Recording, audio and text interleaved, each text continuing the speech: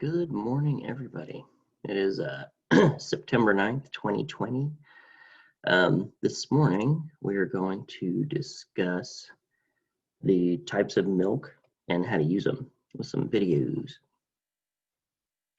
Now, I did plan on going to the store last night, but that did not work in the cards. So let's go through here.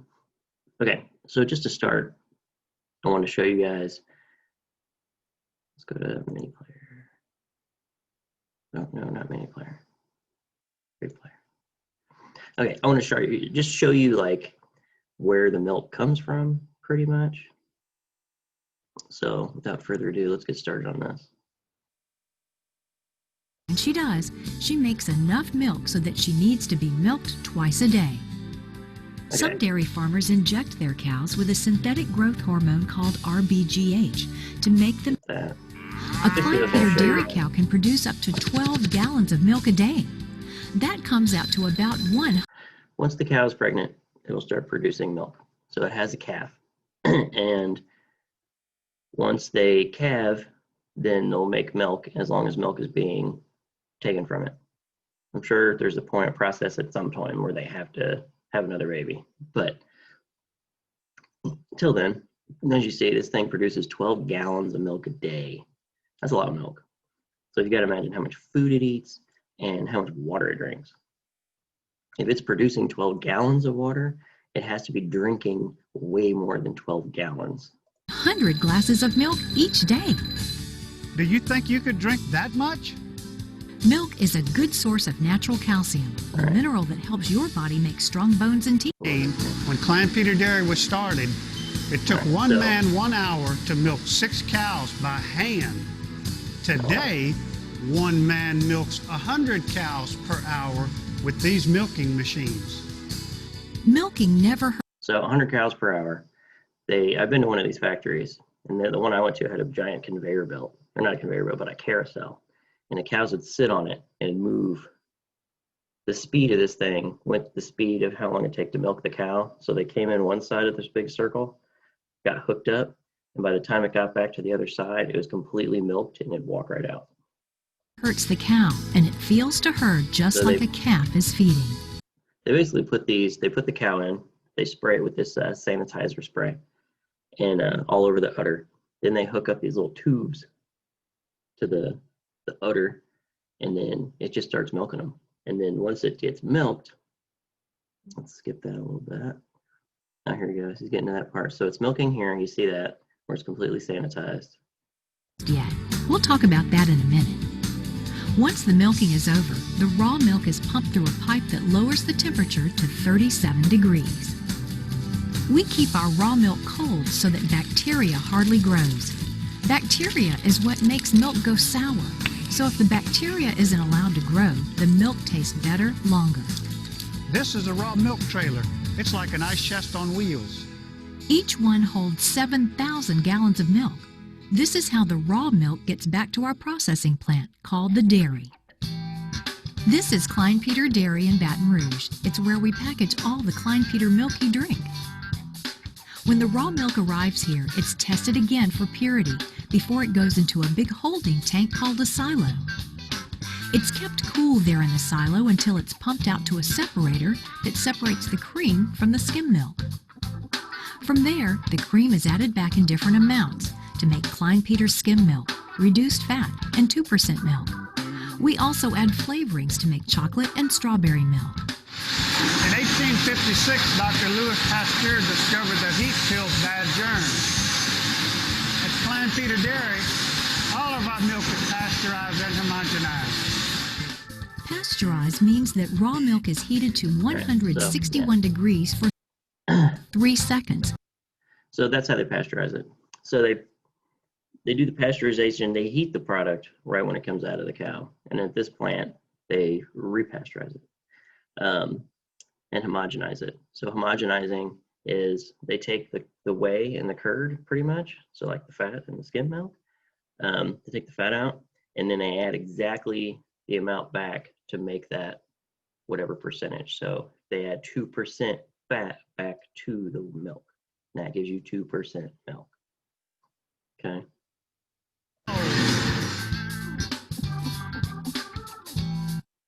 And then, so that's just the product of it. So you see how it goes from cow to jug. So, and then they have all these different other things on here, like all their products. So, let's move this out of the way. Okay, so from once you get the actual milk, so now you can make your creams, you can make your heavy creams. And you gotta think the heavy cream is the milk, so it's the same thing the skim milk and that comes from, but it's just a ton more fat. So the first thing we're gonna watch, we're gonna go to this. After 30 days, I could not believe my before and after. Let's go through this. Sorry, there's commercials. So this is making heavy cream.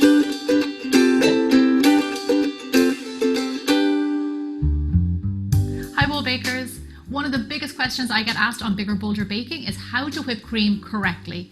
It is really easy, it's an important technique, and I'm going to show you so you never over whip cream again. So we're going to start out with cold cream. Now cold cream whips so much better than warm cream, so make sure it's nice and cold from the fridge.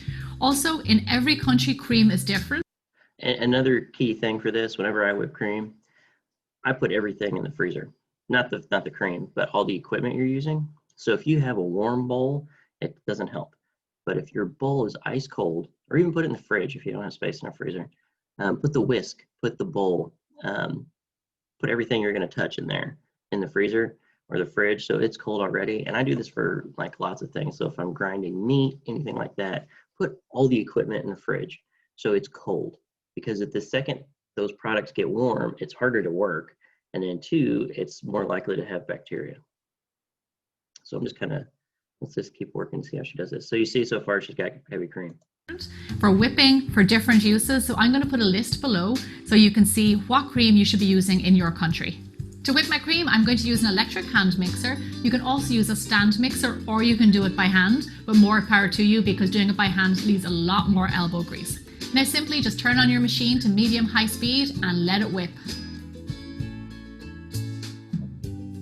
If you look at the cream now, it's been whipping for around 2 to 3 minutes and it's starting to thicken, but we're not done yet, we're going to keep going. So basically what she's doing, she's whipping air into this, all right? So she's whipping the fat, and you see how creamy this is getting? A minute ago, this was completely liquid. One thing you also want to notice is she didn't add anything to this. So this is just straight whipped cream. There's no sugar, there's no vanilla. It's not flavorful. I mean, it tastes good, but it just tastes like whipped cream. Only in America do we add 50,000 ingredients to it to make it sweeter. And you see how thick this is getting? So that it's the volume that you're pushing into the fat. That's what makes it whipped. All right, and it also makes it stable. The thing is though, if this gets hot or warms up at all, it will just destabilize and turn liquid again. So you see what she's doing. Once it gets over whipped, you're basically churning butter. So that's what that is, like that she just made butter. You can't really use that. You can see how it's separating, how the butter fat, see she just made butter. The butter fat comes out of the way and you can't even use that now. Like you could use it as, it wouldn't even get butter, you know, but you get to a certain point where it's got like a nice stiff peak and you stop and then keep it cold, ice cold. All right, so there's that one. Now we're gonna go into, so that's what you use heavy cream for with like a 36 to 40% fat. Then we're gonna see what we do with the cream in a cold or a hot application, all right? So this is just a quick, why do they keep showing this guy? Yeah, it's getting his new jaw. Okay, so making a cream of mushroom soup. Typically people would use a roux and milk, which we'll get into when we do soups in a couple weeks. This cream of mushroom is extremely rich and really tasty, but basically, here, let's just walk through it. So you melt your butter, got olive oil in there, so I'm not the only one who does this. Add onion, and then you want to sweat these, which means they're gonna turn like translucent. Then you're gonna add garlic. I do this a little different. This isn't my video. I usually do the onion or the mushrooms first because I like, well, I guess if you're doing it for soup, it's different. But I cook my mushrooms first to get them nice and brown, and then I add the onions and garlic. So she's going to cook through that. And then at this point, typically what people would do is add a little more fat, and they would put a flour in there and cook that through, which makes roux. Well, she's doing it now. Now she did the white wine first. So she added the flour to it. Oh, this is the, I'm sorry, I got my videos confused. So this one is, she's finishing it with with the cream. I thought this was the, I had my videos backwards. So this one, she is making a typical stock based soup, and the liaison, which is the finishing agent, is going to be the cream. Okay, so she's got that cooking, and what she did there, she made roux. So you cook flour and butter together until it takes away the temperature, or until it takes away that flour taste, and then once it smells almost nutty, you add your stock to that, and it makes a nice thick sauce, almost like a gravy you'd see at a restaurant. So once that's been cooked, you see how she turned the heat off, and then she added heavy cream. Once you add the heavy cream, it just dissipates into the sauce, and you see that fat just spread out. Now from here, you want to cook this down a little bit more so it actually thickens up the cream. Yeah, it looks nice. So it's not a completely solid cream-based soup, but weirdly, a lot of people will make a cream-based soup where they add the flour to that, like you saw, make a roux, and then they would add milk, okay? And that would be like a clam chowder. But you see how creamy that turns out? It's nice. Okay, so the next one is, here's one of making a shrimp Alfredo. Same kind of concept of using the heavy cream, using the fat to thicken your sauce. All right. Yeah, it looks so good. Yeah, I'm gonna slide through some of this. So she's got pasta cooking. She's got the shrimp going. And then like you see how they're translucent on one side and they're starting to get that brown crisp curl. And like this woman just did, you need to take that out. If you're cooking shrimp, don't leave them in the pan, even chicken. Don't leave it in the pan while you make your sauce because it'll way overcook. So you want to pull those out and let them set to the side. And the reason you want to keep the stuff in there, like all the juices, is because you want that flavor. So it's called the fond. So they'll see this like liquid in the bottom, which is your oil. And then you'll see these little brown sticky pieces everywhere. That's called fond. So that's like caramelized protein, stuff from your meat. And once you start cooking in that, it's going to pull up and it's going to give all that flavor to your dish. So onions, boom. Just going to saute. See all the brown sticky stuff I was talking about? Yeah, you want to pull all that up, and she's going to deglaze. This is when you add some sort of liquid. She added wine. That's going to pull everything off the bottom, and it's going to make that nice caramel color. Then she added the cream right to this. All right. So when you do this, you want to add cream. You don't want to add a ton of it. You want to add enough, kind of judging it by the amount of pasta you have. Because if you add a ton, it's going to be too much. And then you're going to have pasta soup. So you want to add about half of what you really need. She probably measured this out, but typically you'd add half of your cream, put your pasta in, coat it, and then that way you can have cream left over to add to the sauce if you need it. And you see how thick this is getting? I think, but no, it's going to explain a little bit to you. So 2 things with this dish. You make your sauce. Don't add too much cream to it. Wait till it gets like, you'll see these giant bubbles coming up in your cream. They're real fat. Once those bubbles slim down a little bit and it just looks like air barely escaping, shut it off because you don't want to reduce this too much. Your pasta is going to get drained. Do not cool it, run it with water, any of that. You let it sit there hot, or you put it directly, you strain it and directly into the sauce. Running water on pasta, excuse me, washes all the starch off your pasta. So now your sauce will not stick to it. But also that starch, when you get your cream in there, that starch is going to thicken that even more. So you don't want to reduce that cream too much. It's a real gentle balance.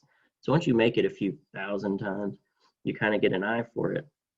But say your sauce was too thick, you add your pasta to it, now it's like gum. You can add cream to that.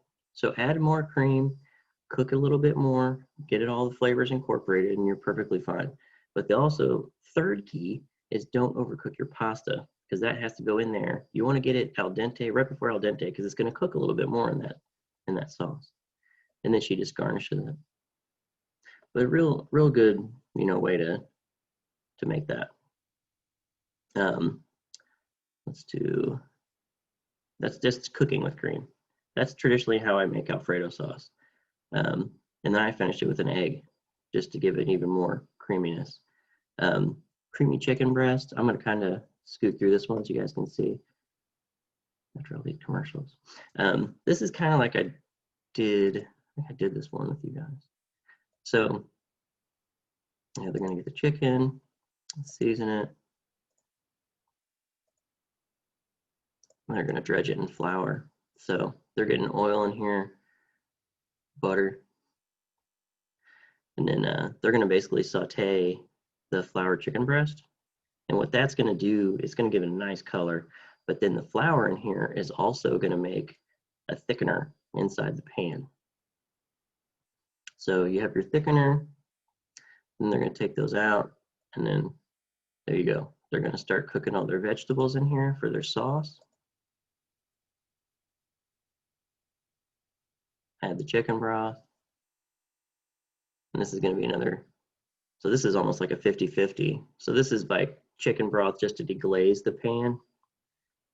They get a nice rich flavor, and then heavy cream in that to make a nice thick sauce. So this is almost like an Alfredo. That's going to be good. Then you put the chicken back in, bring this up to a simmer, and what this is called basting. So you're going to just baste that sauce over the top until it, just so it keeps incorporating in all the juices. And then see that bubble right there? Let me go back. Okay, see these bubbles? That's what I'm talking about. See how those bubbles, it's not giant bubbles of air. It's air trying to escape. That's how thick the fat is in that sauce. And there you go, boom, ready to go. Okay, so this one we're going to watch in full. Welcome back to Gastronomic. Today, there's a question of the day. What is the difference between evaporated milk and condensed milk? If you are a baking enthusiast, you've probably cracked open a couple cans of sweet condensed milk, but you may not be familiar with its thinner, milkier cousin, evaporated milk. Both products are canned, shelf-stabilized, made from removing 60% of water from cow's milk. The main difference between condensed milk and evaporated milk is the sugar content. Condensed milk has sugar added to it. That's the difference. You'll see the condensed version labeled as sweetened condensed milk. Here we have 2 glasses. I'm going to pour each can. Can you guess which one's evaporated and which one's condensed? Use evaporated milk in place of heavy cream, milk, or half and half in savory dishes, such as mashed potatoes, cream sauces, and macaroni and cheese. Some uses for sweetened condensed milk are iced coffee, candies, cakes, pies, fudge, and the list goes on for both. Next time you try a new recipe, try subbing the evaporated milk for dairy products, and try subbing sweetened condensed milk for sugar. Let me know what you think. I hope this clears a few things up. Thank you for watching this week's episode of Gastronomic. Enjoy your week. We'll see you on the next one. And I'm just looking from the side. That is not me, just to let you guys know. I just realized that we both had the same glasses and we're bald. So, okay. So just to show you how to use a sweetened condensed milk. If you guys have ever had key lime pie, I'm going to show you how this process goes. Key lime pie is so easy. This guy really gets into the types of limes. This is a key lime, what he has here, all right? Key limes are from the Keys, the Florida Keys. They're from a tree, a lime tree, and they're just grow tiny, but they have a different flavor. They're a little sweeter.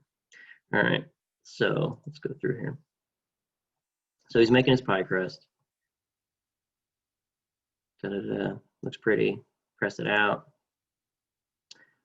Make sure it's nice and hard. Then you need to pre-bake this so it's cooked.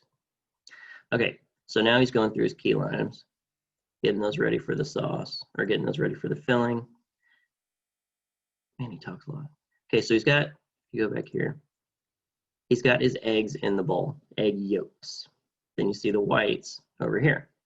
So with the egg yolks in the bowl, he's adding some zest, which is the outer part of the key lime. Very flavorful. That's where all the oils of the lime are. And same thing with oranges, lemons, any citrus fruit.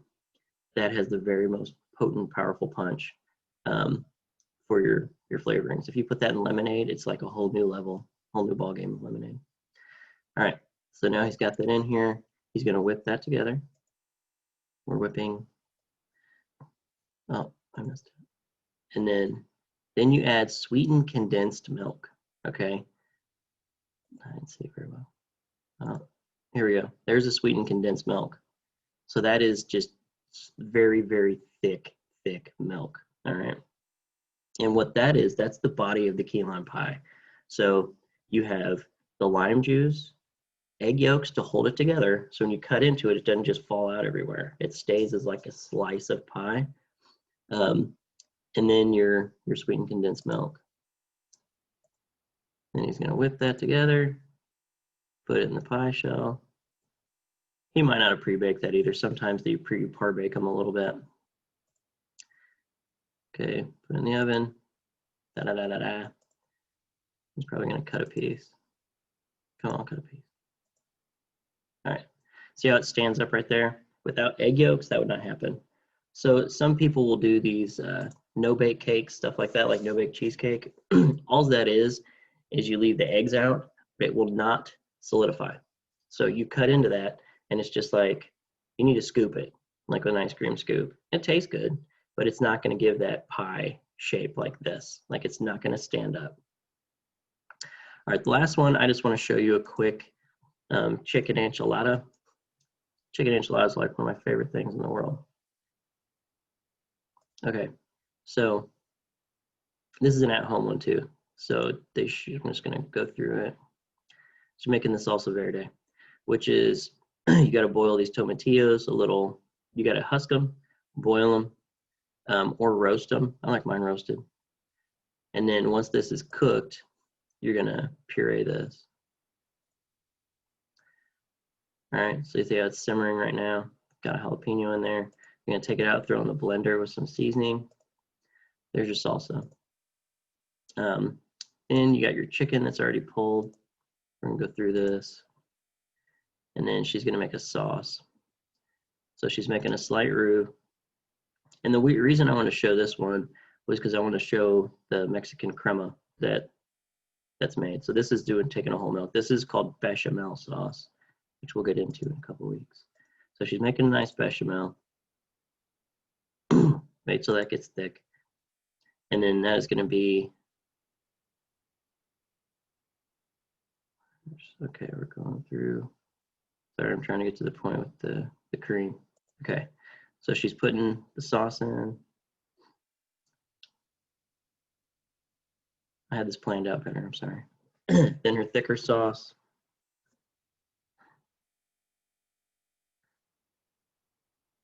Then once this is finished, she's gonna bake this off.